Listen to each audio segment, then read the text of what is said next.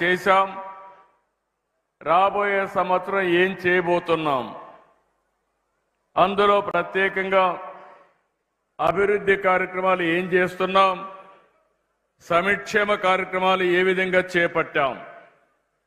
నేను ఒక మాట చెప్పాను, ఎవరైతే అభివృద్ధి చేస్తారో వాళ్లే సంక్షేమ కార్యక్రమాల గురించి మాట్లాడే హక్కు ఉంటుంది.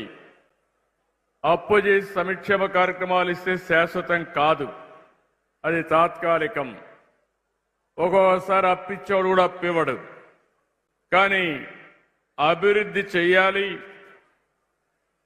అభివృద్ధి వల్ల ఆదాయం పెరగాలి, ప్రభుత్వానికి రెవెన్యూ రావాలి, ఆ డబ్బుల్ని మళ్లీ సంక్షేమ కార్యక్రమాలకు ఖర్చు పెట్టి అభివృద్ధి కార్యక్రమాలకు ఖర్చు పెడితే అదే నిజమైనటువంటి ఆర్థిక వ్యవస్థ. అలాంటిది ఈ సంవత్సరం అంతా కూడా చూస్తే మనం ఆ దిశగా ముందుకు పోయాం. నేను ఎప్పుడు కూడా ఈ నియోజకవర్గాన్ని చూశాను. 9వ ఎమ్మెల్యేగా గెలిపించారు. ఇది ఒక చరిత్ర భారతదేశంలోనే. ఆనాడు సమైక్య ఆంధ్రప్రదేశ్గా ముఖ్యమంత్రిగా ఎక్కువ సమయం ఉన్నాను. ఈరోజు మళ్ళీ నవ్య ఆంధ్రప్రదేశ్లో రెండోసారి ముఖ్యమంత్రి అయ్యానంటే దానికి కారణం ఈ కుప్పం ప్రజానీకమేనని చెప్పి మీ అందరికీ తెలియజేస్తున్నా. మీరు ఎంపిక చేసుకున్నారు, అదే మరి రాష్ట్ర ప్రజానీకం ఆశీర్వదించారు. రెండూ కలిసి ఈరోజు మళ్ళీ సుపరిపాలనలో ఒక సంవత్సరం పూర్తి చేసుకుని మీ దగ్గరికి నేను వచ్చాను. ఈరోజు మీరు ఒక్కసారి చూస్తే 1293 కోట్ల రూపాయలు మనం ఫౌండేషన్స్ వేసుకున్నాం, ప్రారంభాలు చేసుకున్నాం.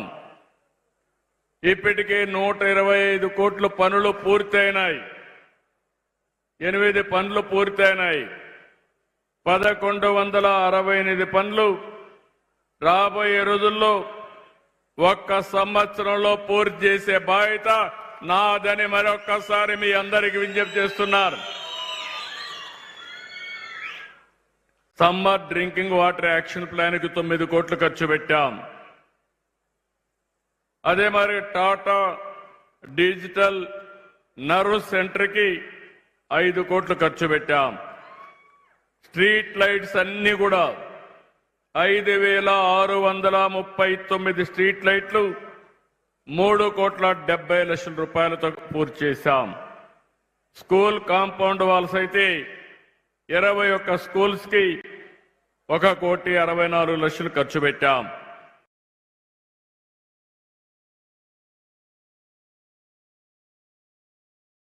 ఆ రోజు నేను హామీ ఇచ్చాను, గుంతలు లేని రోడ్లు నిర్మాణం చేస్తానని చెప్పి పార్ట్ హోల్ ఫ్రీ రోడ్లుగా తయారు చేశాం. మన నియోజకవర్గం వస్తే 1,53,00,000తో 56 కిలోమీటర్లు నిర్మాణం చేశాం. R&B నూతన భవనానికి 1,40,00,000 ఖర్చు పెట్టాం. ఏరియా హాస్పిటల్ ని మరమ్మతులన్నీ చేశాం. ఈ రోజు మీరు ఒక్కసారి చూస్తే నేను ఆ రోజు ఇంటింటికి మా ఆడబిడ్డలు కట్టెల పొయ్యతో వంట చేయకూడదని వంట గ్యాస్ సిలిండర్లు ఇచ్చిన పార్టీ, ఈ ఆడబిడ్డలను ఆదుకున్న పార్టీ తెలుగుదేశం పార్టీ. ఈరోజు మళ్లీ కూటమి ప్రభుత్వం, ధరలు పెరిగాయి, మీకు కష్టాలున్నాయి. అందుకనే మీరు చూస్తే సంవత్సరానికి 3 గ్యాస్ సిలిండర్లు ఉచితంగా ఇచ్చే పార్టీ ఎన్డీఏ పార్టీ అని చెప్పి కూడా నేను మీకు తెలియజేస్తున్నా. ఇవి కాకుండా ఈరోజు మీరు చూస్తే హంద్రీ నీవా సుజల స్రవంతి 85 కోట్లతో 47 కిలోమీటర్లు పూర్తి చేస్తున్నాం. అయితే దీన్ని ఒక్కసారి మీరు గుర్తుపెట్టుకుంటే మొత్తం కలిసి శ్రీశైలం దగ్గర నుంచి కుప్పానికి నీరు రావాలంటే దగ్గర 550 కిలోమీటర్లు. అనేక పంపులు పెట్టాం, వెడల్పు చేశాం. ఈ సంవత్సరమే 3,890 కోట్ల రూపాయలు ఖర్చు పెట్టి చివరి కుప్పానికి నీళ్లు తీసుకొస్తున్నాం. స్వాతంత్రం వచ్చిన తర్వాత ఏ ప్రాజెక్టుకి 3,890 కోట్ల రూపాయలు ఒకే విడత కింద ఖర్చు పెట్టిన సందర్భమే లేదు. అది చేశానంటే అక్కడ ప్రజానీకం కూడా ఇబ్బంది పడకూడదు. నా కుప్పానికి నీళ్లు రావాలి, స్వర్ణ కుప్పం కావాలి. ఈ సంవత్సరమే నీళ్లు వస్తాయి. ఎవరికి అనుమానం అవసరం లేదు. ఇంకో పక్కన 228 కిలోమీటర్లు బీటీ రోడ్లకు 80 కోట్లు శాంక్షన్ చేసుకున్నాం. సీసీ రోడ్లు 101 కిలోమీటర్ల సీసీ రోడ్లు 47,75 రూపాయలు శాంక్షన్ చేశాం. కొంతమంది మరుగుదొడ్లు లేవు. ఈరోజు నేను గర్వంగా చెప్పగలుగుతున్నా, ప్రతి ఒక్క ఇంటికి వంట గ్యాస్ ఇచ్చాం. వంట గ్యాస్ లేని ఇల్లు మన నియోజకవర్గంలో లేనే లేదు. ఇంకో పక్క 13,905 మరుగుదొడ్లు కట్టుకోవాలి. దీనికి 20,80,00,000 ఖర్చు అవుతుంది. ఇది కూడా రాబోయే 6 నెలల్లో పూర్తి చేస్తాం. 7 సబ్ స్టేషన్లు 18 కోట్లతో పూర్తి చేస్తాం. ప్రాథమిక పాఠశాలలు 10,36,00,000 పెట్టి మౌలిక వసతులన్నీ కల్పిస్తున్నాం. ఎన్టీఆర్ సుజల ఆ రోజు మనం చేస్తే దాన్ని కూడా పుణ్యం కట్టుకున్నారు. ఈరోజు ఆ పనులు కూడా పూర్తి చేసి 8,22,00,000 కావాలంటే ఇచ్చి మళ్లీ ఈ స్కీమ్ ద్వారా నీళ్లు ఇచ్చే బాధ్యత, మినరల్ వాటర్ ఇచ్చే బాధ్యత ఈ ప్రభుత్వం తీసుకుంటున్నాం.